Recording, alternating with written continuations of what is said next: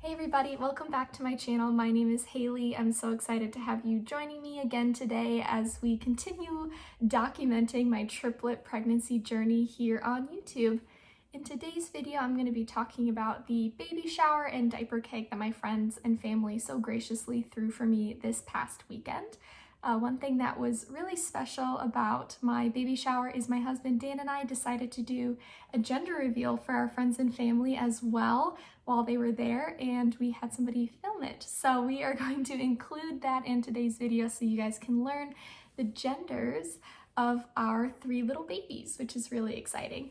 So love for you to stick around and let's just jump right into the video because I know there's a lot of exciting stuff in here, especially that gender reveal that I'm sure you guys are itching to get to.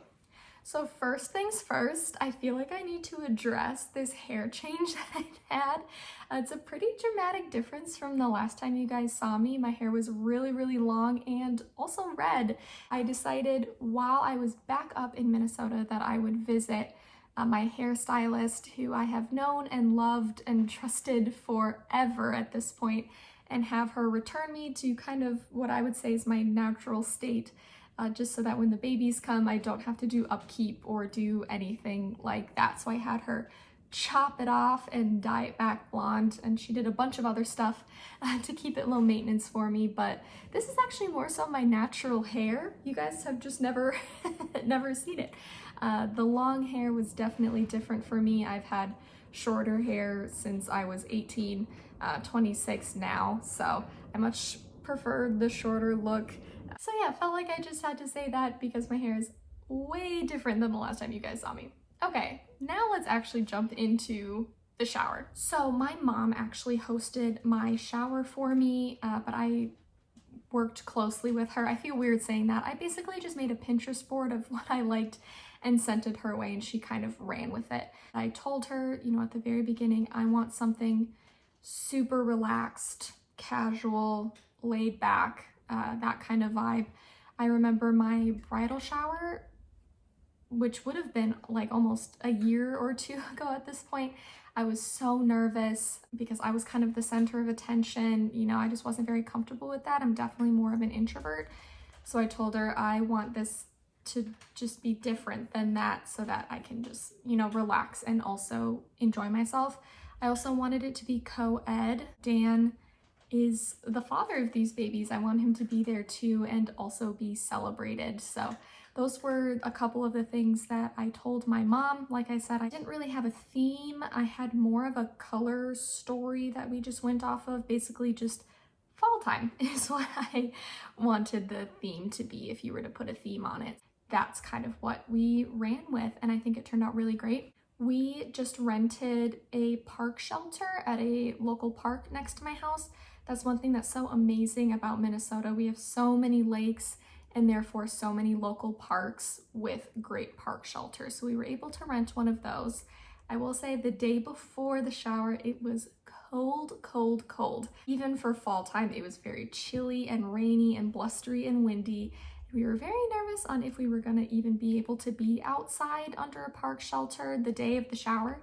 And then even morning of, it was pretty chilly, but almost to the exact hour that the shower started, the sun came out and it was just beautiful. So I totally recommend utilizing your local parks when hosting a shower. It also means that you can have as many people as you want to some degree because it is outdoors. So that's one thing to think about. One thing with the fall theme, I decided to do a balloon arch. I wanted at least one thing that people could take pictures in front of, or, you know, just kind of a wow moment, or some kind of fun decor. And my friend had actually made a balloon arch for me for my bachelorette party, and she said that it was, you know, super easy. The hardest part was just transporting it in her car.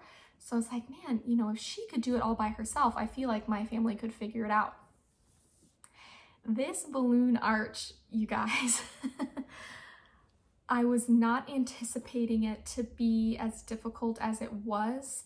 Now, it wasn't necessarily hard, but I didn't realize that double-lined balloons, which is how, oh, there's my cat.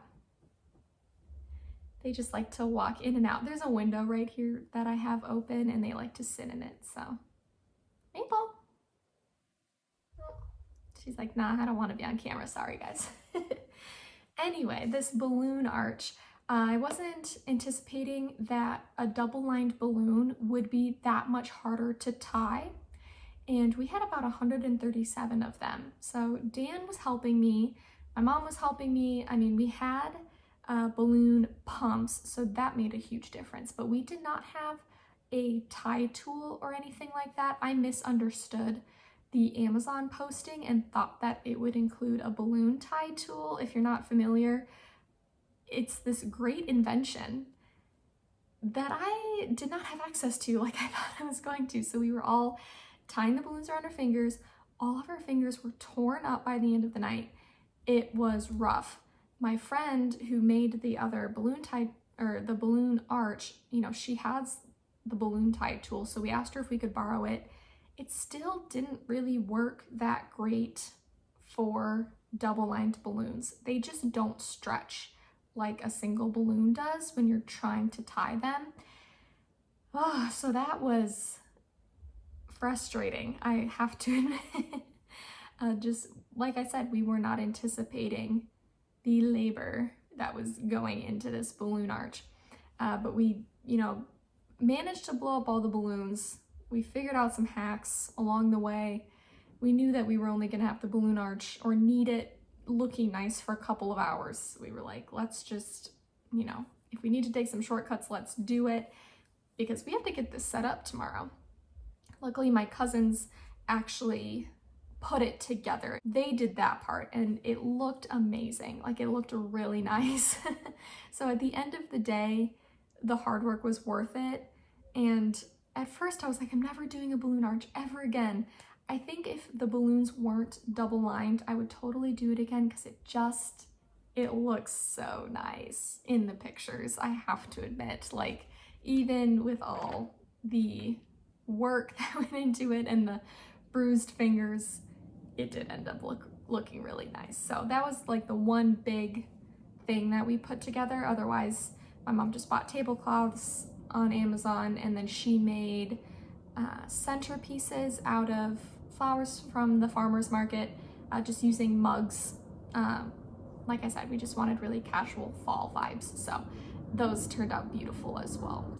Another thing that I had to prep throughout the week was actually the gender reveal boxes. Dan and I decided, you know, we were going to do a gender reveal, and we were trying to think about how we could make it fun for a baby shower instead of just saying it. The only thing that I knew was that I didn't want it to be anything that I had to clean up. So no like confetti cannons or anything like that. I just wanted something super easy. So we had the idea to do just the very traditional box with the helium balloons that come out.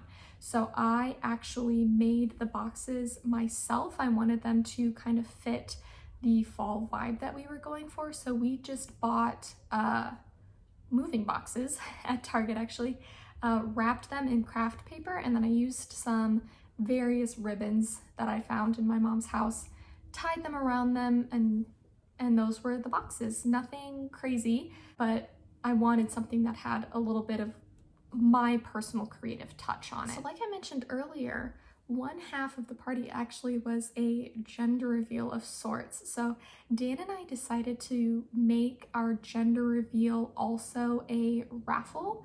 I don't know if this is common where other people live or if it's just me, but it's usually pretty common for baby showers to have games or activities or that sort of thing. Because we only had the park for a couple hours, I didn't want to do too many games or anything like that because I just didn't know if things would get done by the time we needed to get out of there. So Dan and I had the idea of doing a raffle with the genders. So we had it that if you brought diapers or a gift card to like Target or something like that, then you could enter the raffle and you would pick which gender combination you thought the triplets would be. So our particular triplets, there are 4 ways that the genders could be combined based on, you know, the twins and that sort of thing. So it could either be all boys, all girls, 2 boys and a girl, 2 girls and a boy. So people would choose which guests they thought that the babies were. And then once we did the reveal, we picked the Raffle prize winners from the jar of whoever guessed correctly. We put together a couple baskets that were kind of like a charcuterie board kit. So a nice bottle of wine, some meats and cheeses and crackers and nuts and that sort of thing, so that you could have a little charcuterie date night in a way. That was how we set up the prizes, and that was kind of the context behind the raffle part of the gender reveal. For the reveal itself, we did 2 boxes, and I kind of mentioned how I put those together earlier. We did 1 box for the twins, since they have to be identical and the same gender anyway, and then the second box was the singleton. So we revealed it one at a time, and it was really exciting to get everybody's reactions. We'll go ahead and put that video in right now and reveal to you all the genders of our triplets. We're gonna do the twins first. They have to be the same gender, and then the singleton. So here we go. Yeah, the singleton, as they're lovingly called. So, okay, twins first.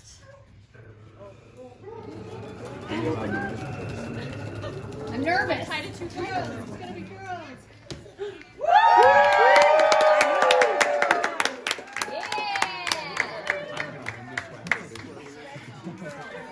So 2 girls. The singleton.